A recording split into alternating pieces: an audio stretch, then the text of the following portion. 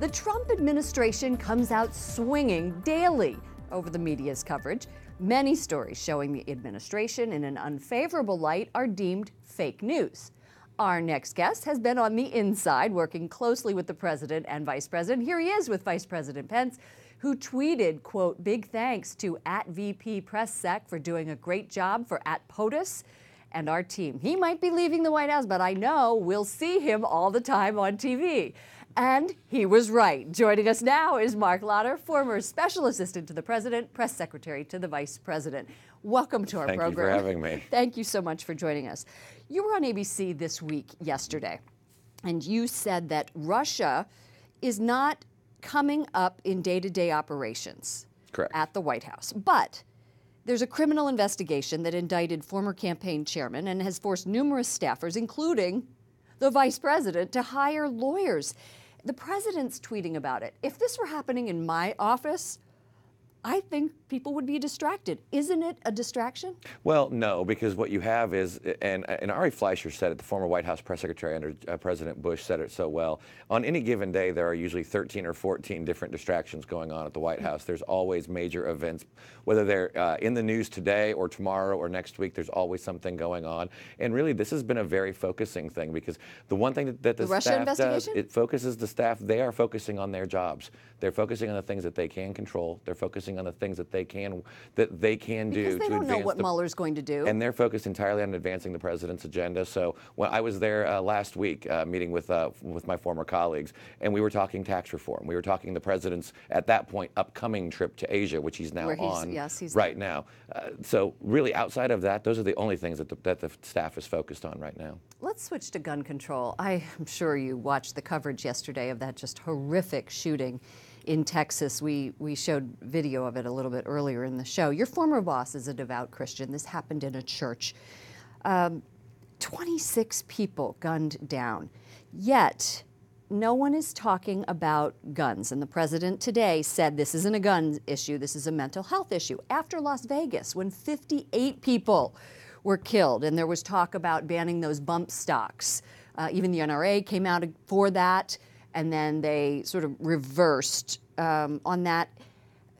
We're not seeing movement on gun control. Why is that? Why isn't the White House behind regulations? Well, first off, obviously, I want to express my condolences and my thoughts and prayers to everyone that were affected by this tragedy in Texas. And the vice president is actually going to Texas. It was just announced a few minutes ago on Wednesday to meet with the victims' families and survivors and those in the community to thank the first responders.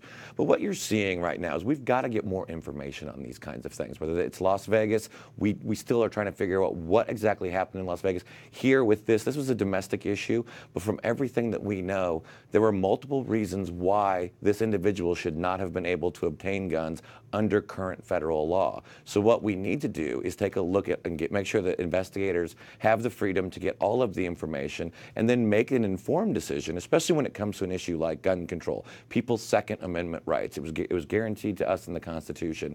So when we're making those decisions, we need to make sure that we're doing it from a basis of fact, but also looking to see, was there a problem in the existing system that allowed someone who, under possibly multiple reasons, should not have been able to buy weapons, that he did in fact buy these weapons. So there's a lot of things we need to know right now. And so right now we need to focus on the investigation, providing our support to the families, and that when there's an appropriate time to have that discussion, we can move forward from it with an area of fact.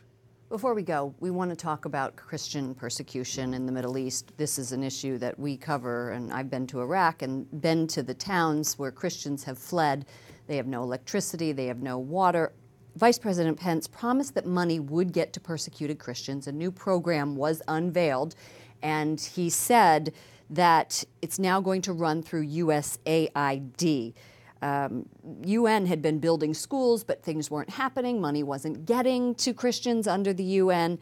And now we have this 8-page sort of RFP, request for proposal from USAID for building in the Nineveh Plains. This came out right after Vice President Pence made this announcement. But it's going to take months for anything like this to get through the bureaucracy and the system. So What can be done in the short term to help these persecuted Christians? Well, right now, so what you saw, the Vice President announced in a major speech a couple of weeks ago, very moving personal speech for him. It's something he's been focused on since his time as a congressman. He spoke during that speech about going to Iraq himself shortly after the hostilities stopped in the Iraq War, and seeing it for himself. The president is committed to protecting all people of faith. He's taken many executive actions. He's appointed judges who support the rights of people of faith. But what he also realized was that more than $1 billion had been spent under the previous administration through various UN programs, and we'd had very little to show for it in terms of protecting people of faith and persecuted Christians. So by moving this, but obviously there is a government, there is a process that we have to do in place. But these people, I saw them firsthand. You know, they're building schools, but they don't have heat and electricity at home. So what do you do? Right now, what we need to do is make sure that the assets that we have, the money that we are redirecting away from the United Nations to faith-based organizations, private organizations, can actually get there as quickly as possible. Sometimes it does take a little bit of time to go through that government bureaucracy, but we're also working with groups that are already on the ground, seeing what we can do to help stem the tide. Knights of Columbus, maybe? There are a number of groups that have been talked to. I think the Vice President actually spoke about the Knights of Columbus during his speech 2 weeks ago. So there are things that we can do in the short term, but the focus is long term, is getting the actual faith-based organizations and private organizations the funding so they can do the work that they already want to do, and stop going through a UN bureaucracy that has priorities that are not the same as ours. Okay. And it's much of an America First policy, just like the president has always promised. We're going to use our dollars with American non-for-profits for faith-based groups and have them do the great works that they already are eager to do, fund them to go do that around the world. Thank you so much for stopping by. Thank you for having me. Really appreciate it. Marc Lotter, former Special Assistant to the President, Press Secretary to the Vice President. Thank you so much.